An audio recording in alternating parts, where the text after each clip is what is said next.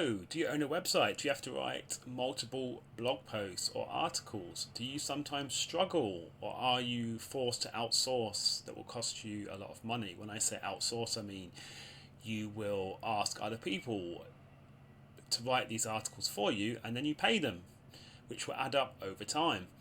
I'm going to show you a way for you to use Shortly AI for you to make your own blog posts. Now, I love Shortly AI for the fact that it's not going to be only generating everything itself. It works as a writing assistant. It will write alongside me, which I think is awesome. Anyway, after watching this video, if you are interested in Shortly AI, I will leave a link in the description so you can try out. Of course, that is a affiliate link, and I do appreciate any support that you can give me. One more thing to say is that Shortly AI, they do offer a free trial, so you don't have to commit straight away. They will give you a few days for you to test the platform out for yourself. Anyway, this is how you can make a blog post. You go to new. I'm writing an article, blog. Okay, so then the first thing we need to do is go to article brief. I'm going to do an article about do all bees sting. That's going to be what I'm going to do in this. It's just an example. Right. Okay, this article is about the subject, do all bees sting? Question mark. There are lots of different types of bees, but do all of them sting? There you go. I think that will be fine. So the first thing we're going to do is we're going to use the instruct command. So in the bottom right hand side, you see this icon looks like a piece of paper. If you click on it, it will show you all of the commands you can use and how to use them. We're going to use the instruct command first so that we can make a title. Whoops, and I did that all wrong. Sorry about that. Instruct. So /instruct / instruct, then a space bar. Then in brackets, I need to type write for me a title for a blog post, about, and then in speech marks, do all bees sting, and then a question mark. And there you go. So you need to make sure that your instructions are all inside the brackets, and usually the topic, I would like to put that in speech marks. When you're happy with that, you just make sure that the cursor is at the end of the command line and you go to write for me. You can actually choose how much it will write for you. I find that just having it in the middle is the best, because if you have it a bit too high, if you ask it to generate a bit too much, you usually find the quality will start to go down. That's more to do with the AI that this is based on not really being that great at very long form content. And actually this is why I really like Shortly AI. Some other AI platforms, they will tell you, oh, we can generate a whole blog post independently, but you will find that most of the time what is output is really, really crap, and you have to then spend ages editing it. I find it a lot more user-friendly using Shortly AI, so that the AI is basically working alongside my own writing. Anyway, so we go to write for me, and we're going to see. Now, unfortunately, no AI is perfect. So sometimes you'll find that what it generates is not that great, and if that's the case, you just go to redo.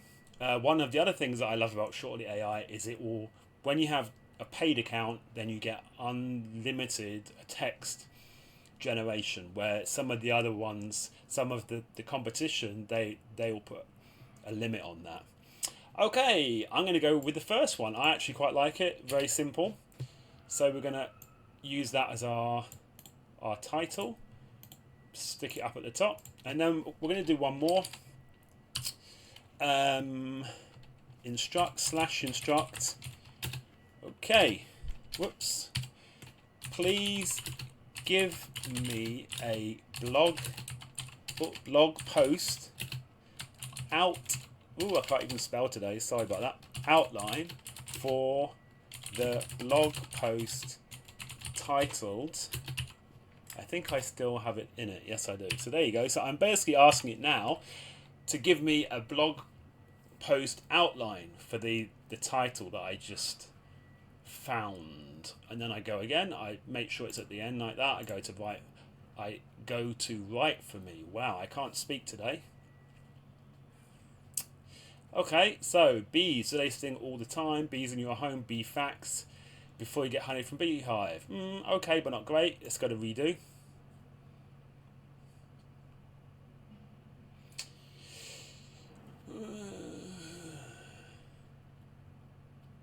Okay, this one is great. When are bees most likely to attack? What does bee venom do? How can we... Yeah, so I think this is a good one. We're going to use this. So, what we're going to do now is we're going to basically, for each of these parts here, we're going to ask it to generate. Okay, so we're going to go here. When are bees most likely to attack? And then after we do that, I'm just going to actually click write for me and see what happens. Sometimes it might the results might be slightly better if you type a bit more first, but I'm just going to try it. And then it should start.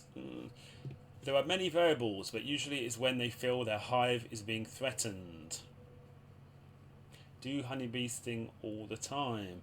Honeybees are typically only sting once, then die because they use. How many times do bees sting? How many times do bee stings hurt? Okay, now this stuff is not bad, but it's not really fully related, so we're going to get rid of that for now. But I do like the first bit. There are many variables, so let's put it, because that was supposed to be a title. Oh, no, it isn't a title, sorry. So, when are bees most likely to attack? There are many variables, but usually is when they feel their hive has been threatened. Let's just see if it will write anything else for me after that that's better than what it had last time. If a bee leaves the hive and is confronted by an intruder, it will sting. Then I'm going to type here what it thinks is an intruder, it will sting. Okay, so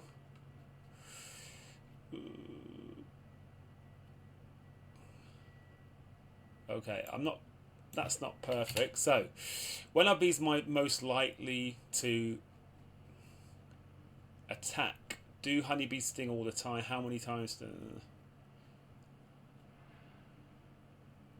Okay, so we're going to get rid of that. We're going to add it on here, actually. Do bee stings hurt? So that was an idea that I got from the generation, but it wasn't in the perfect place. Okay, so... Actually... So... How can you avoid being... Okay, so I quite like that one. Let's bring it back up. So we now have... When are bees most likely to attack? Do honeybees sting all the time? Honeybees typically only sting once and die because they use this mechanism to defend their homes. Other bees, such as yellow jackets. Let's see what it says about that. Write for me.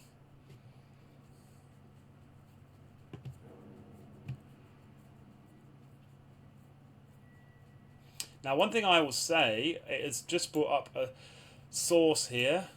It's very, very important that you check any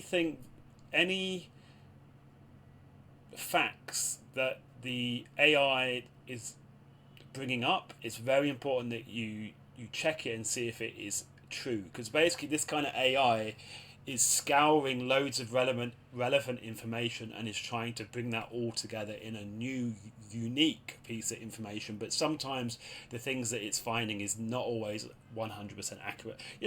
It's the same for any AI. Okay, so I think I'm happy with that, and again later I will go into this a bit later and research it further and sort it out further, but this is basically a very quick first draft more than anything. So what does bee venom do? Let's have a bit of a gap there. Do bee stings hurt? When you get stung by a bee, the venom, then we're going to ask it to write.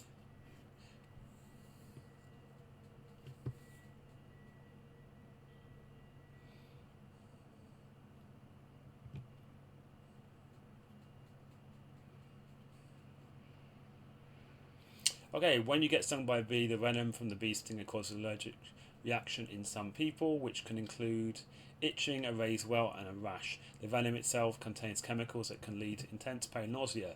The key to relieving the pain from bee stings is to remove the sting as soon as possible and then clean. So that's actually fairly okay. I would have to check into, I'm not sure about the venom from the bee stinger causes an allergic reaction in some people. I'm not sure that that's the right place for it to say that. Anyway, like I said, I would sort this out a bit later. This is just a first draft.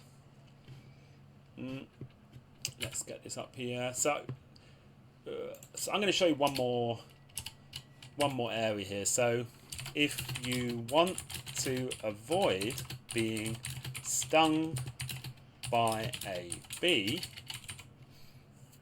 then we go to rightfully.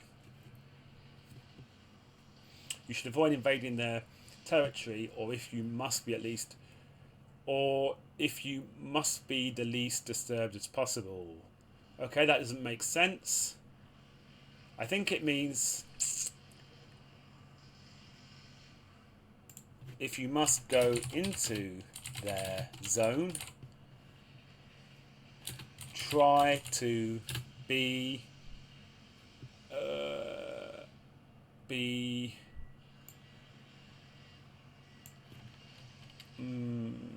as stealthy as possible.